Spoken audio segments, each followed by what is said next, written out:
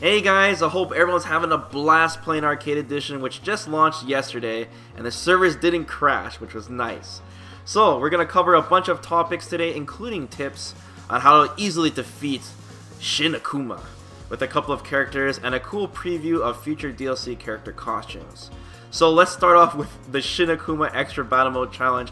I know a lot of you guys are pulling your hair out and going nuts and smashing your controllers, trying to defeat him without wasting a ton of fight money in the process. I really hope none of you guys have. That sucks, man.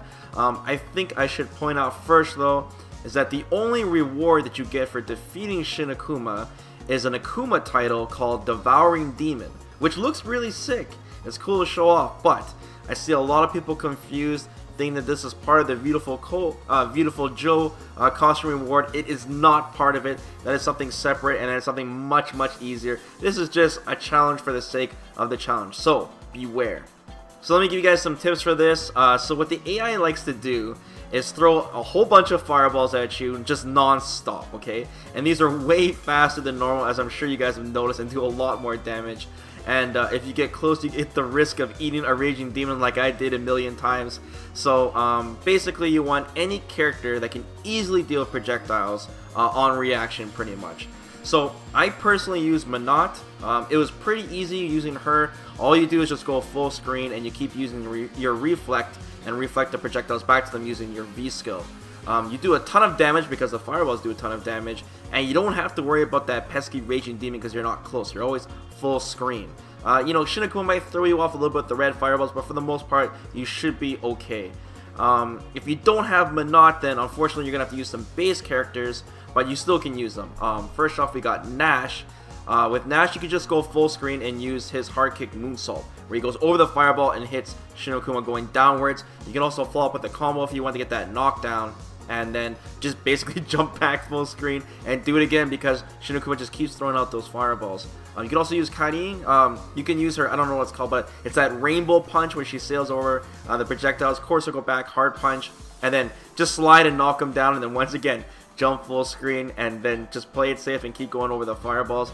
You can also use Birdie if you want to, and then just constantly use Bullhorn. That's the tap, and that goes through fireballs, but that's a little scary because you're closer than you would want to Shin Akuma, and you have to have good reflexes, and if he blocks it, I mean, you're gonna eat a raging demon. So in the end, if you have Manat, I highly suggest you use her. Should be probably the easiest besides the other characters that I mentioned, and yeah, man, good luck. Alright, next up we have two cool screenshots shown in the PlayStation Store for color bundles. I know that sounds lame, but hear me out. Now, this isn't a leak, but we now have a better idea what the in-game models look like for future DLC characters, especially Sagat. We can see Sagat is wearing like this cloak mantle thing, and no trunks, and it looks like he's been traveling for a while. And looks like they're setting him up so they can give him a nostalgic costume, of course. They don't want to make him too much like Sagat. No double eye patches, unfortunately.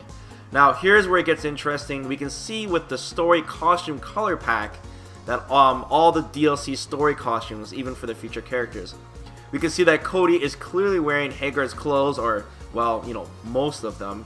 And he's doing some kind of Marky Mark, men's underwear pose. I don't know what that's about. And Felky, I'm sorry if I pronounced her name wrong, in her, like, Shadowloo training uniform, maybe. And you're probably wondering who the heck is that on the far right? Well, it seems that Blanca will be wearing a mascot costume, just like the plushie that Sakura has on her waist for her story costume.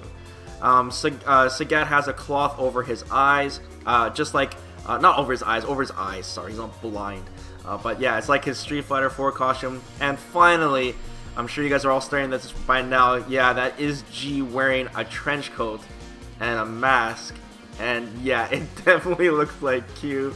I can't believe one of those crazy theories is going to be right. I mean, man, it's just too much now. So maybe G is Q in the past? I don't know. Maybe he dies or something and becomes a robot. I mean, you guys can start speculating like crazy right now. I don't think he's Gil at this point, and I don't think he's a gorilla, but I mean, something is up. Also, I guess it's worth mentioning that the results of the popularity poll show Q in 4th place. So Capcom knows this is a character you guys want, but is this what you guys asked for, right? Because now we got a new character that could be the same thing. We had some cool, storyline changes with like Zeku, for example, being the first Strider. So yeah. In fact, every single character in Season 3 is top 10 on that popularity poll, except for Felky, of course. So as sketchy as the results of that poll is, I mean, come on. 10th place Blanca, are you kidding me? Have you guys seen what place Gil is on that popularity poll? There's no way that thing could be true. It's so sketchy. But I think it's hinting something in general. So yeah. Since we're kind of on the topic of costumes though, I should mention that Karin recently got a new one, which is another cosplay costume for Ingrid. So this one is not earned by doing that extra battle mode thing like the Beautiful Joe, but simply just buying it from the shop, which will go for its usual price, $4.99, and the costume looks sick. And I'm happy that they're mixing up, and we'll get opportunities to get more crossover costumes, you know, cosplay costumes, without doing extra battle mode. Okay, some quick tips before I go. First off, if you guys don't already know, you can skip most of the VS loading screen by pressing start. You can actually skip it. And this will make loading between matches super fast and really handy to know. A lot faster than Season 1 and 2. It's like night and day, even on the PS4. Another thing is you can also watch match replays without saving them. You can just simply go straight to whatever your favorite pro player's fighter profile card is and just watch them straight from there. So that's really convenient and not going through like 50 loopholes just to watch a replay. Also, lobbies got a little facelift. They have more search options, so check that out as well. And finally, there's a rumor going around that survival mode still gives fight money. This is partly incorrect.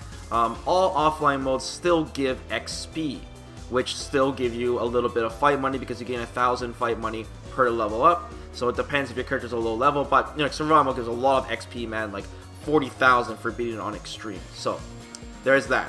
The main way to obtain fight money now, though, if you guys are wondering, is doing weekly missions and the Golden Soldiers from Extra Battle Mode, which should start popping up by this Friday, I believe, and then we'll start collecting some fight money there. So be careful, don't fight too much Shin Akuma, guys. And yeah, that is the news for today, guys.